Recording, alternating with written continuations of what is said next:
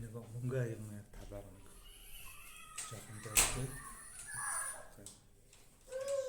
Ер нь яг монголчууд мөнгө аяыг бол хэрэглээ талд, ахын хэрэглээ талдаа их хөрөнгө хэрэгжилж ирсэн ард түмэн байгаа.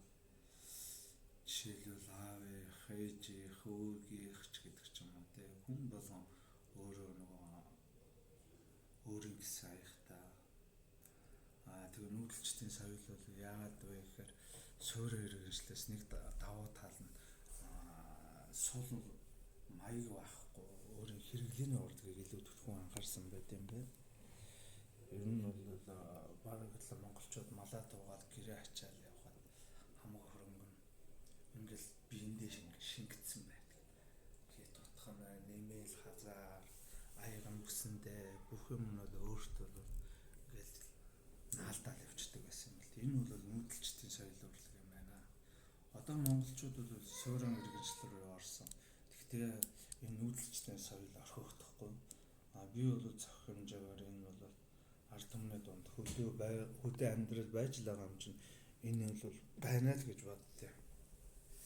За би энэ аягыг бол юу яасан юм аа. Ер нь яг нанчтай аяг.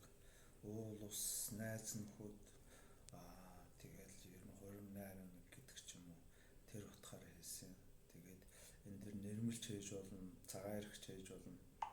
За би энэ аягны дотор талд ийм хаш харслан хийж өгсөн.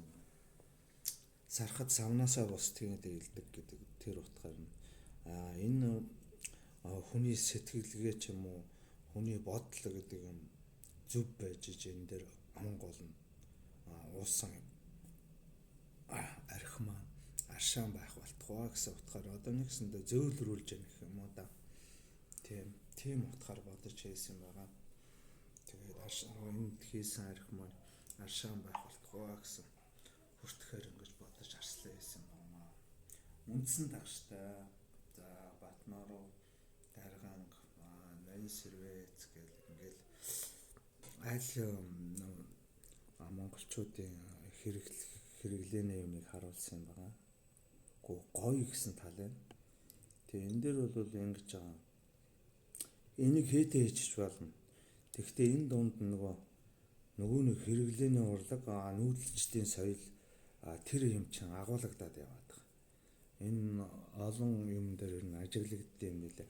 Энийг хүмүүс бол энэ хэрэглэхэд дэвтэйхэн энэ авч явах төвхөртэй энэ гоёлих гэл ингээл ер нь бол хийж байгаа хэрэгжилж байгаа юм яг зорилго нь өөр болд юм байна.